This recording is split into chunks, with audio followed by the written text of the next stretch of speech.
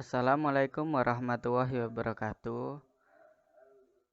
Perkenalkan, kami dari kelompok 9 Sejarah Peradaban Islam kelas D Teknik Informatika yang beranggotakan Rahma Annisa Fajrin dengan nomor induk mahasiswa 200605110133 dan Condro Priyo Utomo dengan nomor induk mahasiswa 200605110167 akan mempresentasikan mengenai peradaban masa dinasti Safawi di Persia dan Iran dan juga peradaban masa dinasti Mughal di India. Peradaban masa dinasti Safawi di Persia dan Iran. Asal-usul dinasti Safawiyah. Dinasti Safawiyah bermula dari gerakan Sufi di kawasan Azerbaijan yang disebut Safawiyah.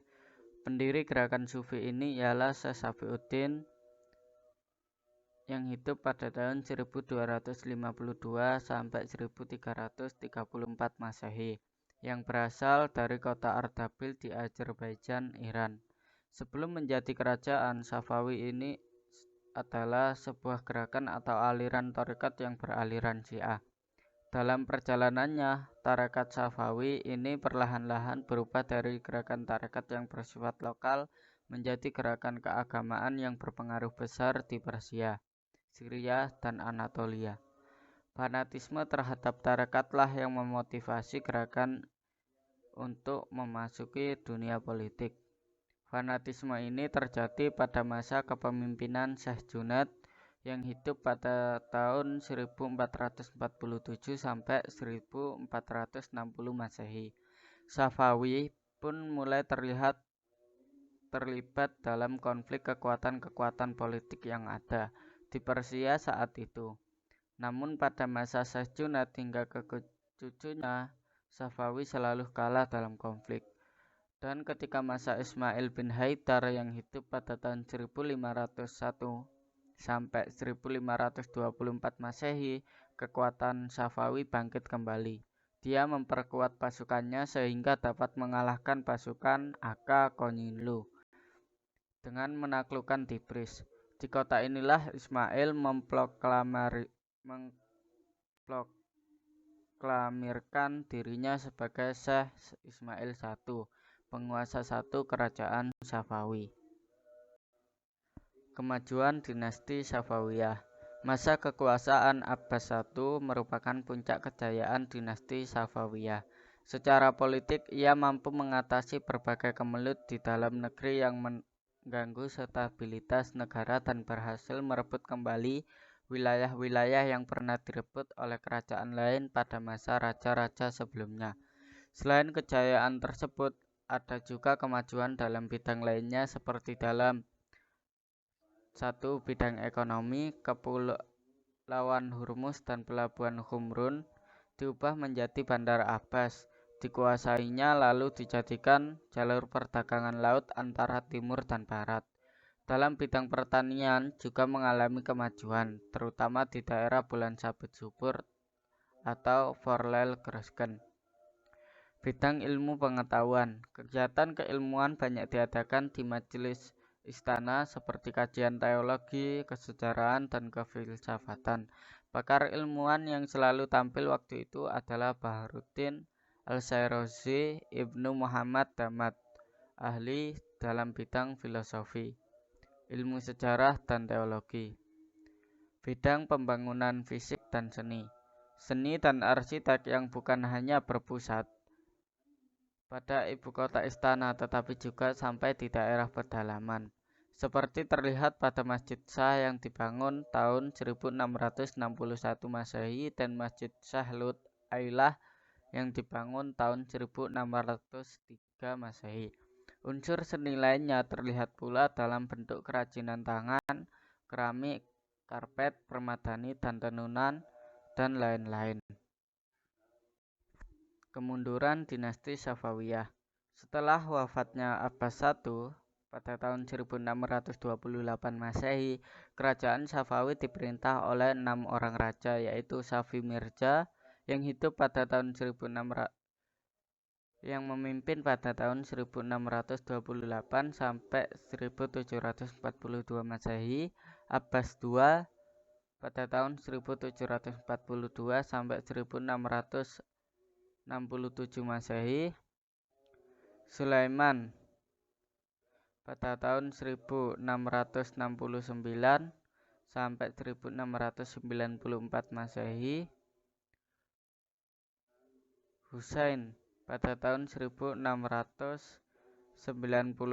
sampai 1722 Masehi, Tahmasab II pada tahun 1722 Masehi sampai 1732 Masehi, dan Abbas III pada tahun 1732 sampai 1736 Masehi.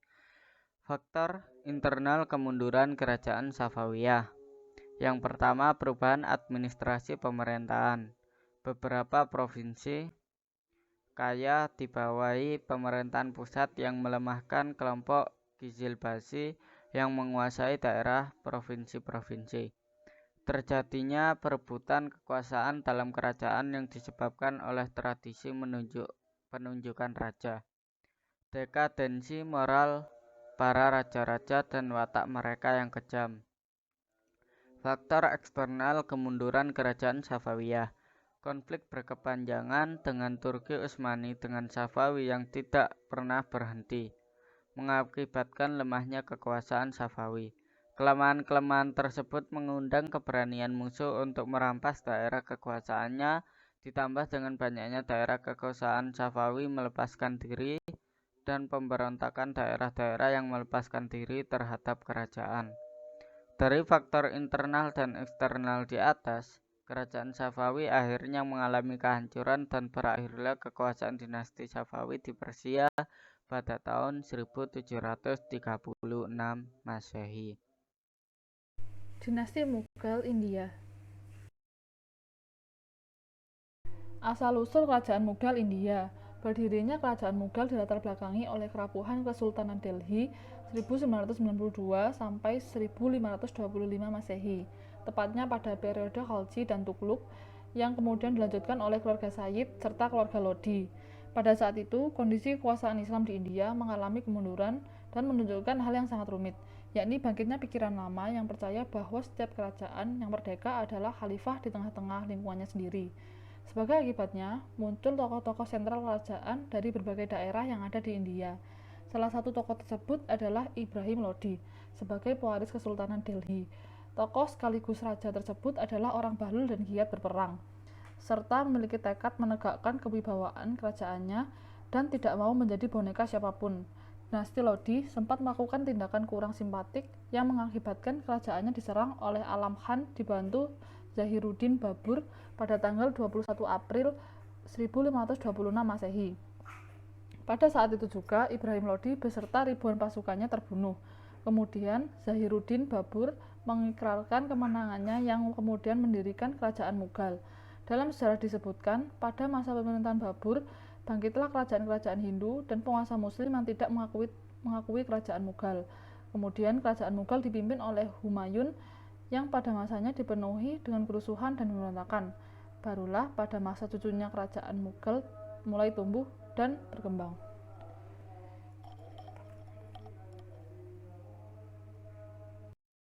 Kemajuan dinasti Mughal.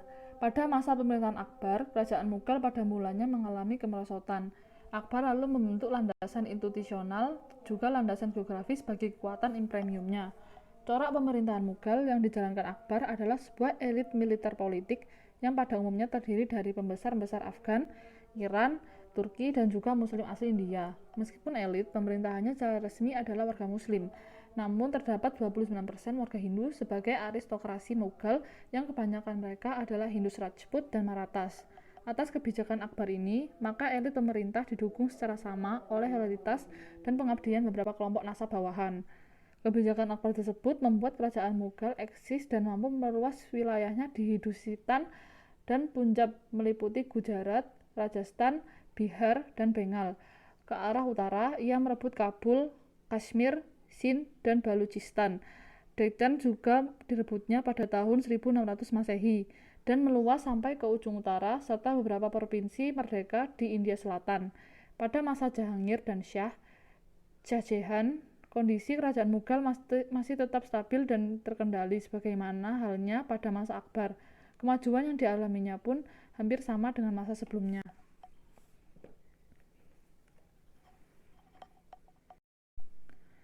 Kemunduran dinasti Mughal. Setelah Aurangzeb wafat pada tahun 1707, kerajaan Mughal mulai diperintah oleh generasi-generasi yang lemah. Disinilah mulai dapat dilihat babak kemunduran dan bermuara pada kehancuran kerajaan Mughal dalam pentas sejarah Islam. Di beberapa daerah kemudian terbentuk negara-negara independen, dan daerah lainnya mulai terbentuk sejumlah rezim di bawah kekuasaan raja-raja Hindu. Para pembesar Hindu tersebut merebut kekuasaan Rajasthan. Pada tahun 1739, Nadir Shah merebut kekuasaan atas Kabul dan menundukkan kota Delhi. Kemudian pada tahun 1761, kekuatan Maratha dikalahkan oleh Ahmad Shah Durrani. Akibatnya, kelompok Sikh memperluas wilayahnya di Punjab antara tahun 1750 sampai 1674 dan mendirikan sebuah pemerintahan baru dengan ibu kotanya Lahore. Akhirnya, terbukalah jalan bagi tumbuh berkembangnya Inggris sebagai kekuatan besar di India, terutama dalam bidang perdagangan. Munculnya kekuatan Inggris di India merupakan babak akhir titik kehancuran Mughal.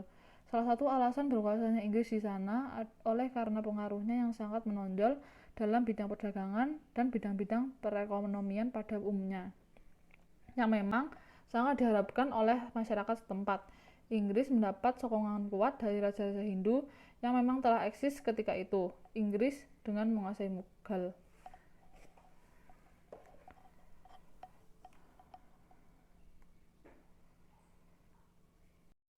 Sekian presentasi dari kami mengenai peradaban masa dinasti Safawi, Persia dan Iran, dan dinasti Mughal India. Dari kelompok 9, Sejarah Peradaban Islam, kelas D, Teknik Informatika. Saya Chandra Utomo dan juga Rahma Anissa Fajrin mengucapkan mohon maaf jika ada kurang lebihnya. Wassalamualaikum warahmatullahi wabarakatuh.